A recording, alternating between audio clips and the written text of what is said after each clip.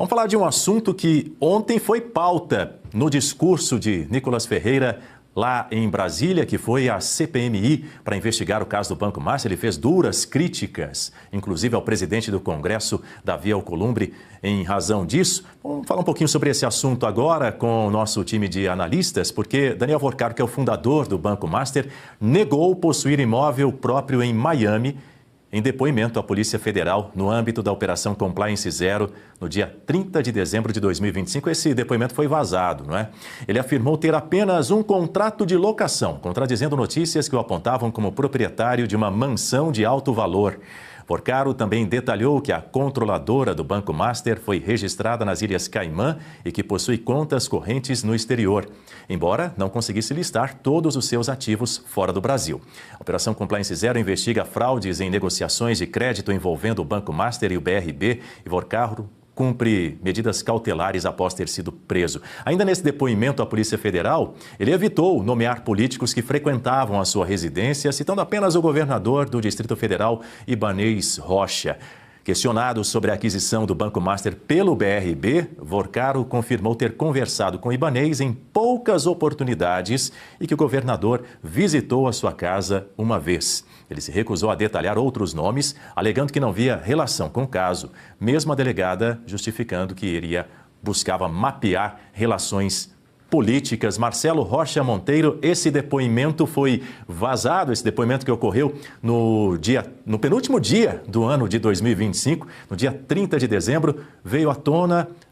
Vorcaro citou apenas essa relação de proximidade com o governador do Distrito Federal, Ibanez Rocha. As perguntas da Polícia Federal, e como esse material foi amplamente divulgado, esse depoimento foi amplamente divulgado, pergunto a você, as perguntas adequadas foram feitas para tentar extrair alguma resposta transparente, clara, por parte de Vorcaro, nessa história aí que tem tantos contornos complicados para a gente conseguir entender?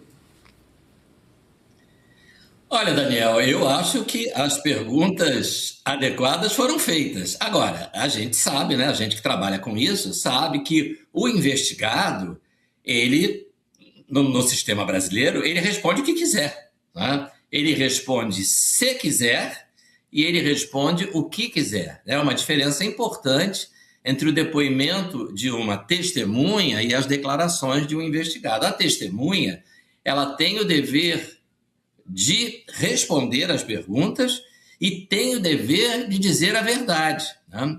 Se ela diz que se recusa a responder, ela comete crime de desobediência. Se ela responde com mentiras, ela comete crime de falso testemunho. Nenhuma dessas regras se aplica ao réu, nenhuma dessas regras se aplica ao investigado. O Vorcaro ainda não é réu porque ainda não há processo, né? Existe uma investigação estranhamente comandada pelo senhor Toffoli, porque quem comanda a investigação é delegado de polícia, mas essa aí tudo é diferente, não é?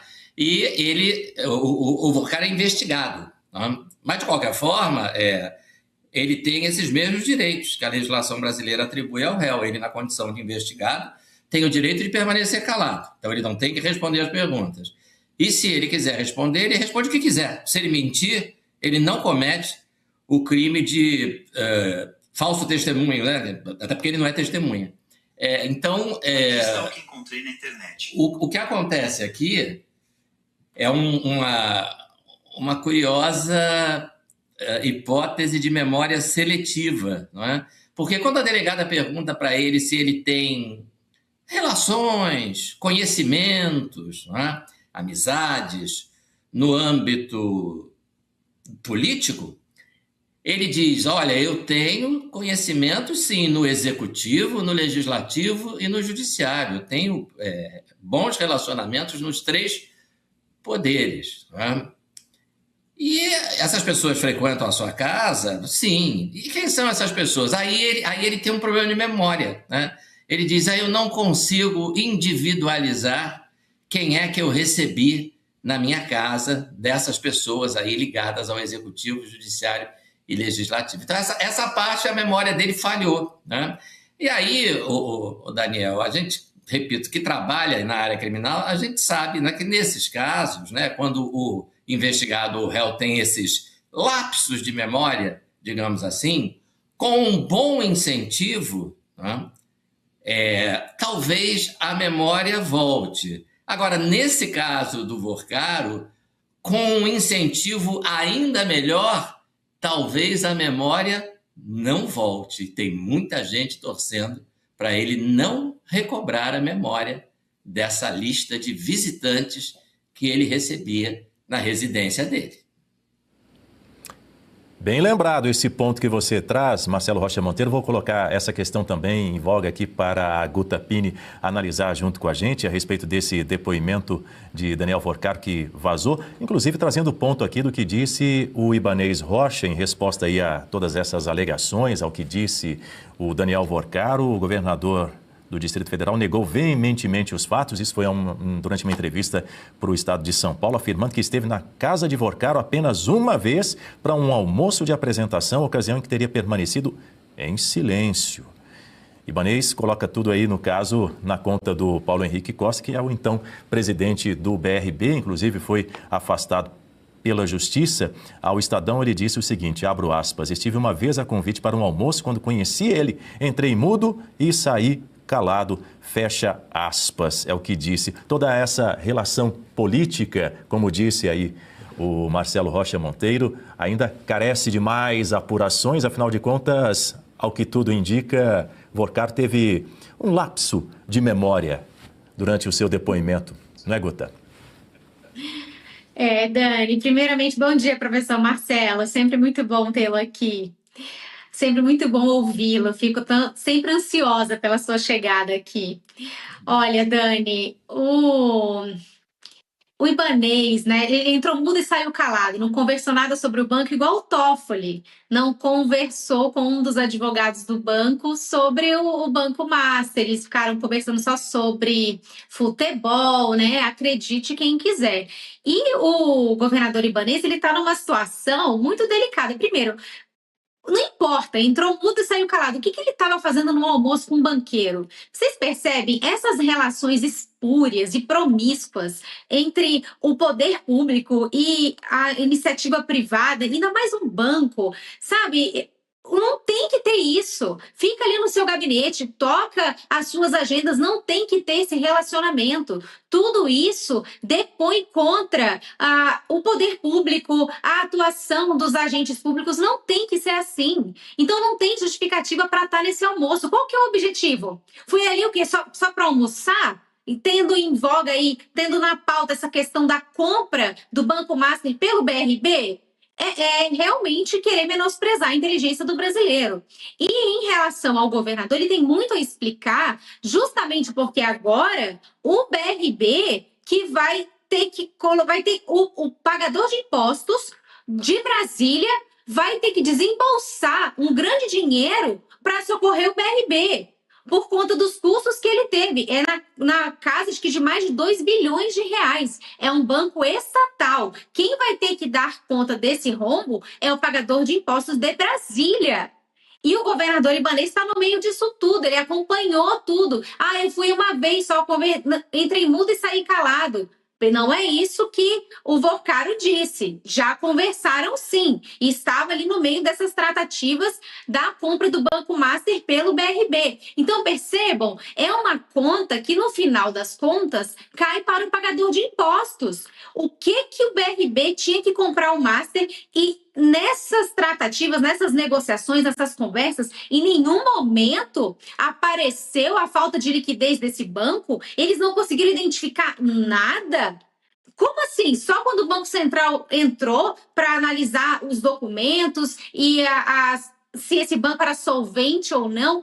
Olha, uma fraude dessa, ela não acontece da noite para o dia, ela vai se consolidando. Tem muita gente envolvida e quem está analisando a compra de um banco, o mínimo que deve fazer é olhar esses balanços, esses papéis, esses números. Então é muito difícil acreditar que o governo do estado, a presidência do BRB, não estavam cientes do que estava acontecendo. E ainda mais agora com essa notícia que não é negada, que o governador estava ali almoçando com o Daniel Vorcaro e o presidente do BRB. Então, muita coisa a ser investigada, a ser explicada e, por favor, não tentem minimizar aí a inteligência do povo brasileiro.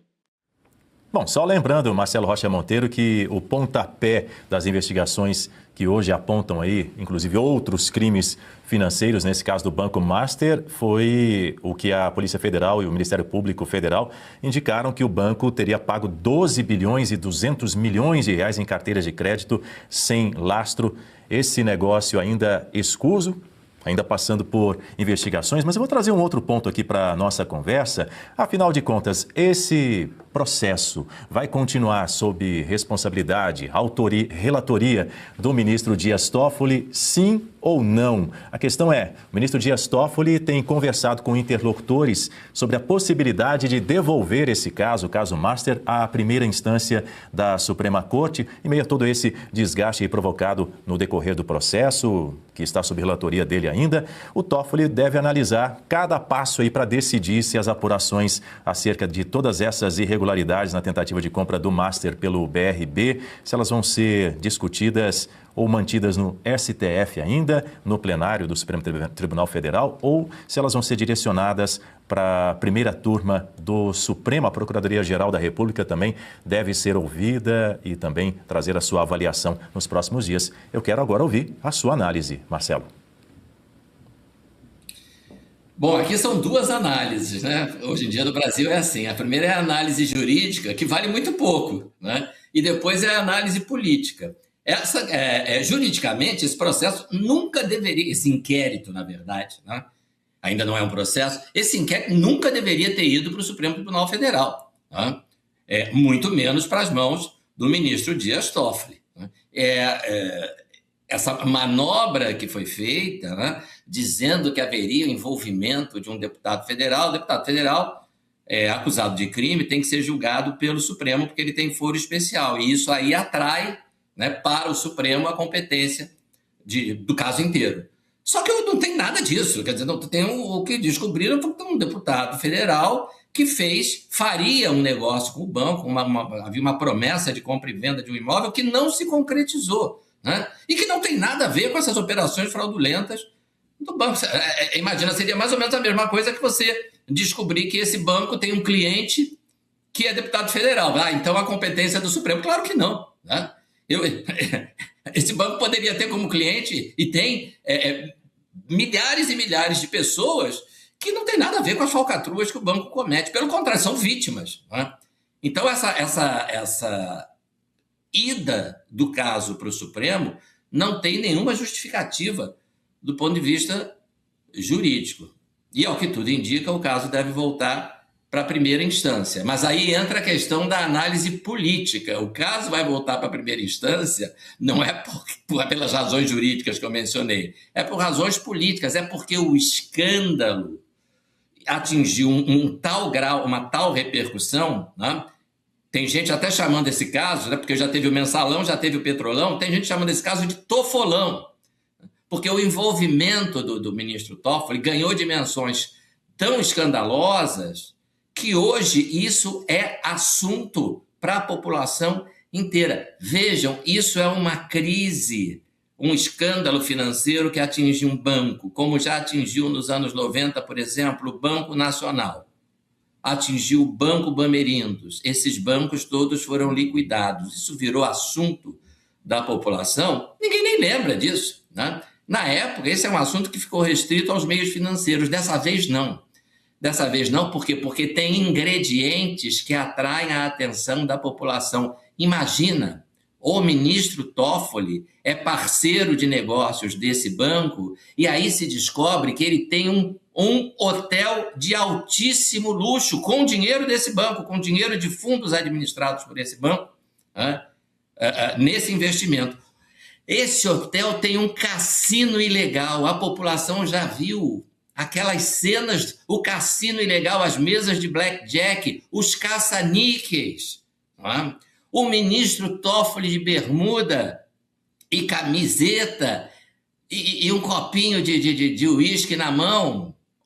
Não sei se é uísque, eu não bebo, não entendo muito de bebida. Mas recebendo milionários que chegam lá de helicóptero e que tem processos no Supremo. Então, isso virou, olha, é impossível, né? Num ano eleitoral, é impossível pretender que esse assunto não ganhe corpo, né? Não vire tema da conversa da população e não repercuta na campanha eleitoral. Ou será que tem alguém que não sabe que o Dias Toffoli é petista de carteirinha, né? Companheiro fiel do senhor Lula? E é claro que isso vai ser explorado na campanha. Então, o que está acontecendo? Você hoje abre os jornais, né, e descobre que o Lula, vejam só, está irritadíssimo com o Toffoli e quer que ele saia do Supremo. O companheiro Lula está irritado com o companheiro Toffoli. Por quê? Porque teve um ataque de consciência ética, o Lula? Claro que não, porque ele está morrendo de medo disso prejudicá-lo na campanha presidencial. Essa é a dimensão que o caso adquiriu. E além do que disse você, Marcelo Rocha Monteiro, vou trazer esse ponto também para Guta Pinney. Apesar disso tudo, ministros do Supremo Tribunal Federal, colegas de corte de Dias Toffoli, também estão desconfortáveis com essa permanência de Dias Toffoli, pelo menos na relatoria desse caso do Banco Master. Ele está aí sob pressão, inclusive interna, por parte dos seus colegas que consideram a condução do Dias Toffoli desse caso como atípicas. Pelo menos é dessa maneira que alguns ministros do Supremo Tribunal Federal têm dito aí nos bastidores em relação à participação, à presença de Toffoli nesse caso, na relatoria desse caso do Banco Master, Guta Pinney. Atípica, vulgo ilegal, né, professor Marcelo? No direito a gente chama de ilegal, ilegítima, no mínimo. Lembrando que esse caso foi parar no Supremo Tribunal Federal pela possível participação nesse esquema de um deputado federal da Bahia. Por conta disso, esse processo, esse inquérito, então essa investigação estaria sendo conduzida pelo Supremo, porque deputados federais têm foro no Supremo. Mas esse deputado sequer é investigado.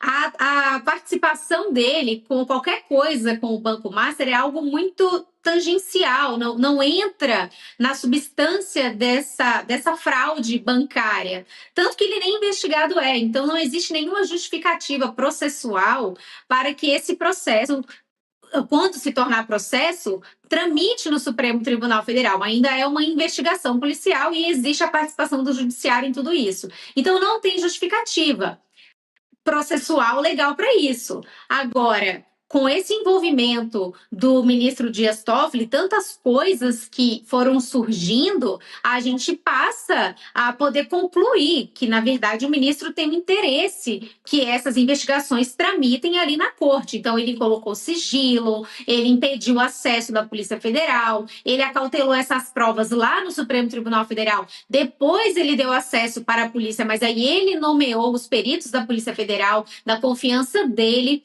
Então, agora, neste momento, os rumores ali no Supremo Tribunal Federal é que esse processo, essas investigações vão para a primeira instância da Justiça Federal e não fiquem mais no Supremo por conta desse desgaste. Agora vejam, é por conta do desgaste. Não é porque estão preocupados com o que diz a Constituição ou a lei. Não é a busca da justiça, a busca da verdade, mas sim a busca do conforto para que eles continuem ali intocáveis. Então, na hora que a mídia começa a bater mais e tem algum desgaste, aí eles vão tentar se desviar disso. Vejam só, que vergonha para a mais alta corte do nosso país, quando a sua atuação ela fica à mercê do que sai na mídia e não, de verdade, a busca pela justiça, a aplicação da lei. Vejam que exemplo, que mau exemplo essa corte dá para os mais de 90 tribunais do nosso país. O ministro Luiz Fux, quando da prolatação do seu voto, naquele julgamento farsante do golpe, ele falou sobre isso, sobre o exemplo que são os ministros do Supremo, que é a própria instituição, para todo o judiciário no Brasil. E desde ali já se dava esse péssimo exemplo para os magistrados do país. E agora, novamente, eles não recuam. Parece que não existe nenhum tipo de autocrítica dos ministros. ministros. Então, a hora que a coisa começa a esquentar mais, aí eles fazem uma avaliação. Bom, então agora foi demais, agora o desgaste está demais, vamos mandar esse processo para a primeira instância. Mas a gente só vai acreditar mesmo, Dani, a hora que tiver o despacho, a hora que o ministro relator fizer isso, porque essa transferência do Supremo para a primeira instância precisa vir de uma decisão do ministro Dias Toffoli, porque ele é o relator dessas investigações. Então, hoje o que temos são esses rumores, essas conversas de que Fachin teria tido com o próprio ministro Dias Toffoli, com Flávio Dino, até com a ex-ministra Rosa Weber. Vamos aguardar, então, o que teremos aí para essa semana, mas o que sai na mídia é que essa decisão deve vir só depois do Carnaval. Diga, Marcelo. Não, eu queria fazer uma observação, porque esse é um escândalo tão grande que a gente acaba tendo que rir, né? Em alguns aspectos cômicos. Porque, eu não sei se foi você, Daniel, ou foi a Guta, que falou sobre a condução desse caso pelo ministro Toffoli. E aí eu lembrei, eu não jogo vôlei, né? Não sei se vocês jogam, mas no vôlei tem uma falta técnica chamada condução, né? Você conduz a bola, em vez de bater na bola, você ilegalmente conduz a bola na direção que você quer. Então essa condução do Toffoli me lembrou, eu não sei se o Toffoli joga voleibol, mas sem dúvida essa condução do caso por ele é uma falta técnica. Ele quer conduzir o caso para o destino da impunidade.